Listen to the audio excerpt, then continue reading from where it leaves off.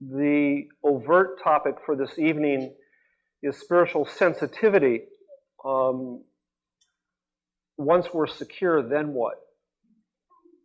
Then we can retire? Hardly. The work begins. But before going on to that topic, I wanted to foreground and contextualize a bit how the search for the spiritual security arise in a more complete context for certain seekers of transformation of the spirit. And in that regard, I wanted to talk about, first of all, a kind of training program and view that addresses a key issue, and that is the issue of spiritual motivation.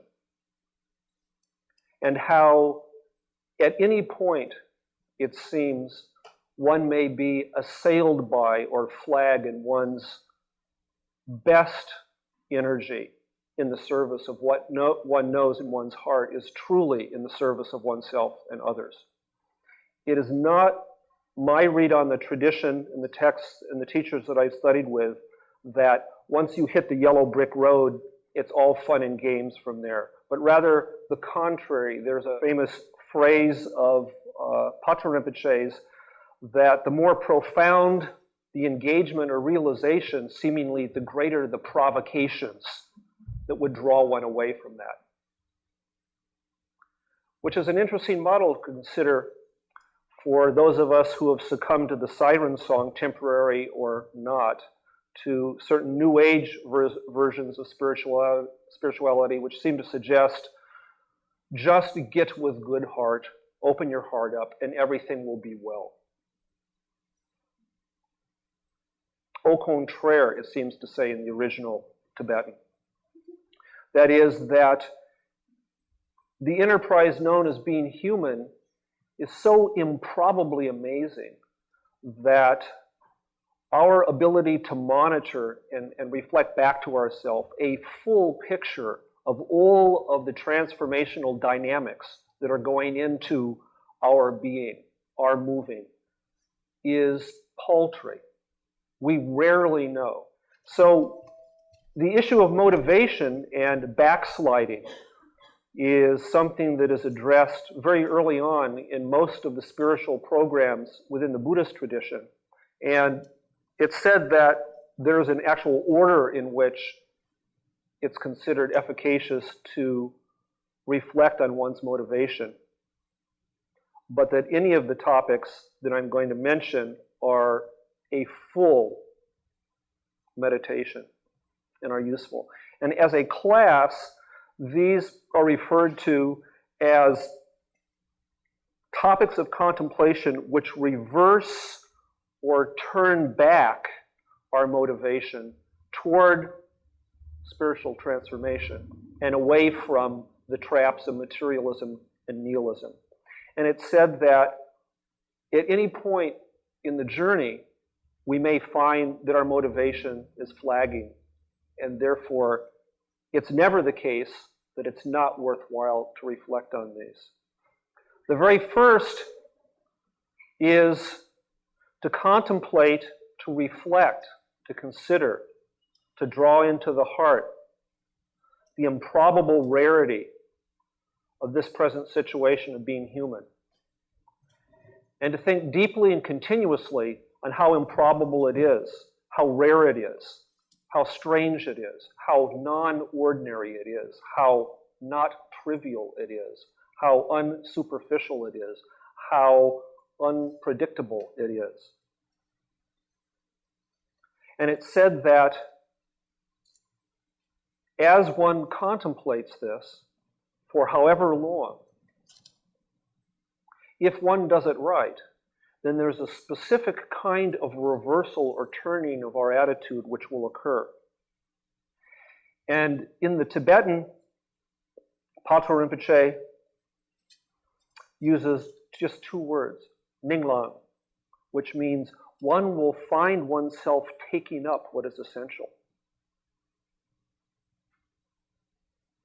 It's said that if one correctly reflects on how improbable it is and how rare it is, this fleeting experience of being human, then automatically one will find one's energy going toward what is truly essential. So this is, in and of itself, a meditation sometimes called on the preciousness of the human body, which is not a good translation. It means the human situation, which includes the fact of our embodiment, but also our awareness. And it said that to continuously reflect on the fact that we are human will make us think deeply, what is it about being human that allows us to reflect in such a way? And not to have an answer, but simply to note where one's energy goes. Where does our attention go? It said that it deepens the mind toward that which is essential, that which will endure. There's a certain gravitas, a certain sobriety of reflection. And it's a hedge against trivialization in its forms of either demeaning or overinflating on the basis of temporary reflections of the moment.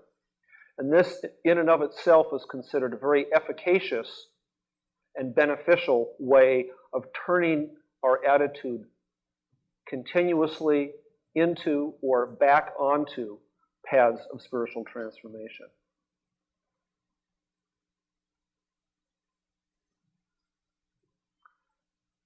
It said sometimes that if one is doing this in sequence, one may then reflect that although we do have this preciousness of the human situation, my life and the life of all beings I interact with is fleeting. And we do not know how long we have. I'm always amused by colleagues and friends of mine who are about my age that are planning what to do when the eventual sadness of their parents dying occurs. And I always like to ask them why they feel that they won't predecease their parents. You see, there are all these sort of normal assumptions about the way things are going on. In fact, I think there's probably not a single person in this room who hasn't, in a rather direct way, confronted the issues of impermanence and death. But to reflect upon that is considered in the Buddhist traditions, all the Buddhist traditions, to be universally beneficial as a topic of contemplation. And that these topics, the topic of the preciousness of the human situation, the fact that this present envelope of preciousness will not last forever, and we don't know the circumstances under which it will, that these topics to cause despair, but rather topics which help bring our attitude back to the discovery and sustenance of this indwelling luminous capacity, which is our birthright. So the first topic of contemplation, the preciousness of the human situation, and the difficulty of obtaining it, the rarity of it, is said to cause us to focus and bring into focus what is most essential about being human.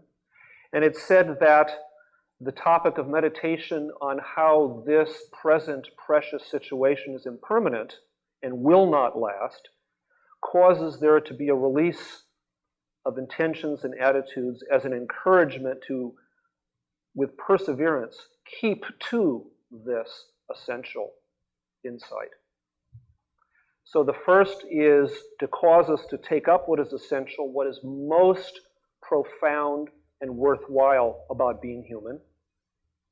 And the second causes us most essential. Third, contemplate all of the varieties of suffering and sorrow, and how none of the realms that are driven by temporary infatuations and phobias are a place of refuge, that this whole shivering mass, the realm of insecurity and of upset. And it's said that if one contemplates this in all of its variety, all the realms that one may know about, all of the different forms of life, and all of the temporary attitudes which motivate beings, and to see that truly none of this really allows the heart to settle on what is essential. Involvement in all of these different realms of temporary infatuations and phobias distract and deflect us from the great adventure of spiritual transformation. And it's said that if one contemplates this pervasiveness and precision of all the different lifestyles which have as their hallmark the avoidance of spiritually transforming, then one will find that one is developing an attitude endowed with a desire for freedom, one that sustains with a heartfelt sensitivity a desire to be beyond all forms of suffering.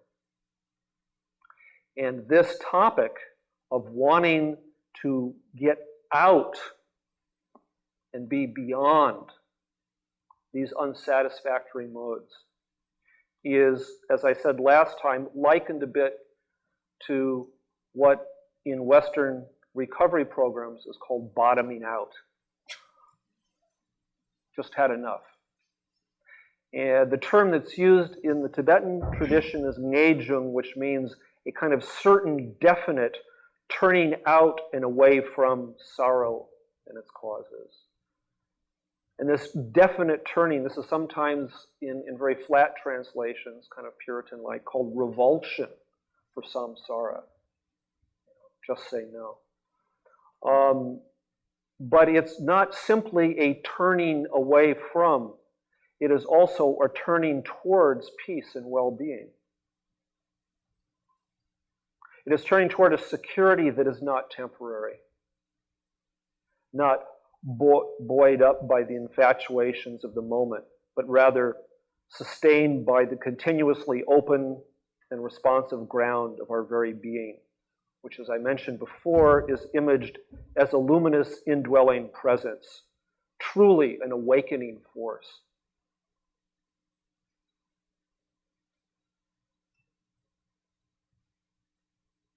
So this is the third topic, which is contemplating how pervasive suffering is in all the temporary realms and lifestyles associated with this term samsara, which in the Buddhist context has always been more than simply a perfume. The fourth topic is said to be the topic of contemplating how the effects of our intentions engender results. This is the famous topic of karma. It is really an investigation of intentionality. That is to say, a kind of motivating or intending force, which is said to be the essence of mind. Mind moves. And the movement of our mind as a topic for contemplation seems to go in two directions, which are sometimes called wholesome and unwholesome. Sometimes, unfortunately, good and bad, sometimes more over the top, evil and some corresponding term, good and evil, yes. And it's said that if one truly contemplates how the energy of one's intention operates, then one will see that the simple wish and desire that I no longer harm myself or others will tend to engender situations that arise for me as peaceful and calm. And furthermore, it's said that if I inquire honestly and watch what happens when I find myself desiring or engaging, seemingly without any knowledge of it, desiring in actions which harm or have the intention to harm myself or others. That this tends to initiate experiences which arise for me as troubled. As simple as that. It's said that the desire that all beings, myself and others, find happiness in the roots of happiness. This is a wholesome desire. The desire to block that is said to be unwholesome. And so it's said, by contemplating this topic of how the movement of our intention engenders certain kinds of situations, is said to cause there to be the arising of a knowledge, a discernment regarding what is spiritually sustaining and what is spiritually demeaning, with a concomitant arising of yearning to increase and take up what is spiritually sustaining, and to decrease or reject or to turn away from what is spiritually demeaning for myself. The fifth topic is said to be that of calling to mind the benefits of seeking and developing and fully realizing a state or a mode of being that is totally beyond the temporary states of infatuation or phobia. A state that is free from suffering. And it's said that contemplating the benefits of being in such a state, or contemplating the benefits of engaging in the possibility, the hope that there is such a state, engaging in involvement and developing and recalling to mind that there's such a state of freedom and that possibility, that simply that thought and sustaining that thought propels one onward on the path towards such realization. Simply calling to mind that there is such a state of liberation.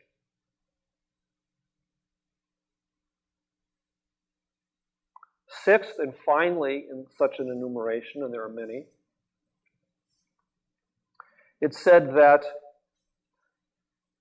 one is encouraged to contemplate the benefits of relying and depending on true spiritual companions.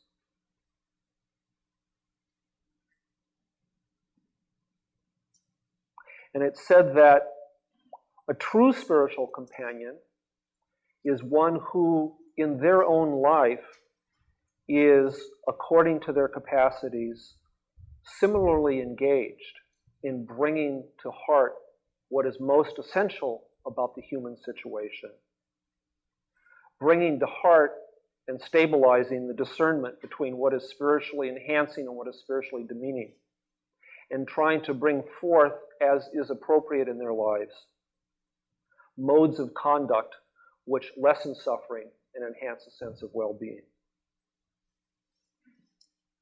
And it's said that the benefit of relying or collaborating with true spiritual friends and companions is that this thought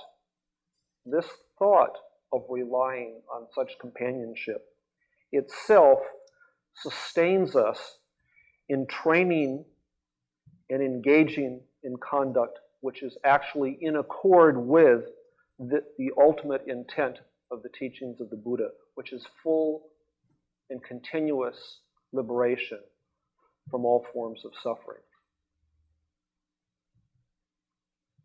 As a group, these six are called the 6 ways of contemplating or bringing into awareness in such a way that we will turn back onto and into the process of spiritual transformation.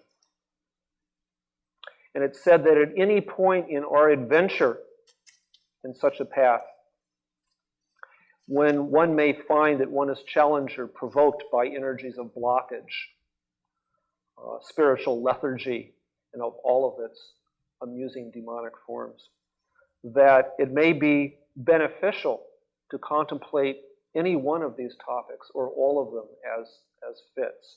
Because it's said that to seek what is wholesome, to seek happiness is natural, and spiritual transformation is simply the fancy name given to the entire process of bringing out this feeling of goodness and happiness in a stable and continuous way for all beings. And that all of the various programs that encourage us to engage in such activity has as their simple purpose not falling away or having fallen away, note that we have so that we can return to the natural path of unfolding our inmost nature, which is sometimes likened to taking a journey on a path to a result. And so it's said that at any point there may be temporary setbacks due to conditionings very subtle from the past, present circumstances. The only guarantee is that we have the inbuilt possibility to be aware and to remember, to be aware and to remember.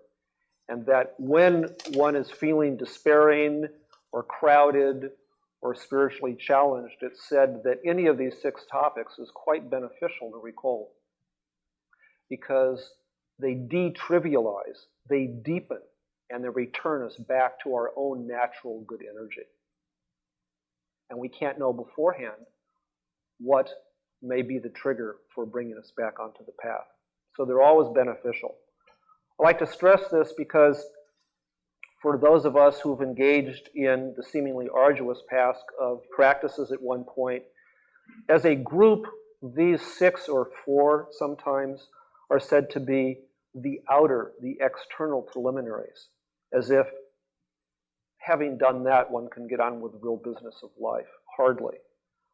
In the living traditions, at any point, one may find it beneficial, no matter how one categorizes oneself as a spiritual aspirant. Whenever spiritual lethargy and lack of motivation, or feeling crowded or discouraged or despairing, whenever that may arise, it's said to be beneficial to recall any of these simple 6 factors.